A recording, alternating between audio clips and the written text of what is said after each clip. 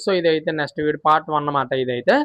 So చాలామంది 10th అయితే complete చేస్తారు. సో ఇంటర్‌లో ఏ గ్రూప్ తీసుకోవాలో తెలియక సో చాలా కన్‌ఫ్యూజన్ అయిపోయి సో వాళ్ళ ఫ్రెండ్ ఏదో గ్రూప్ తీసుకున్నాడని మీరు కూడా తీసుకుంటారు కదా! సో మీరైతే అలాంటి తప్పైతే అస్సలు చేయకండి.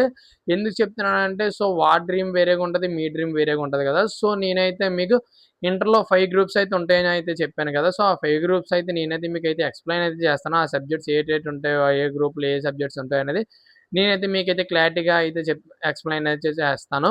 మీరైతే వీడియోని ఎక్కడా స్కిప్ చేయకుండా ఎండ్ వరకు చూసి మీ ఫ్రెండ్స్ కూడా షేర్ చేయండి. లైక్ చేయమాట. ఎంపీసీ అంటే maths, physics, chemistry. Common subjects తెలుసు కదా! సో మీకు మ్యాథ్స్ బాగా వచ్చంటే మీరు ఎంపీసీ తీసుకుంటే చాలా బెటర్ మాట. సో నెక్స్ట్ అలాగే బయాలజీలో ఫిజిక్స్, కెమిస్ట్రీ, బయాలజీ అనేది ఉంటదన్నమాట బైపీసీలో. సో అలాగే ఎంఈసీలో ఏటేటి ఉంటాయంటే మ్యాథమెటిక్స్, ఎకనామిక్స్, కామర్స్.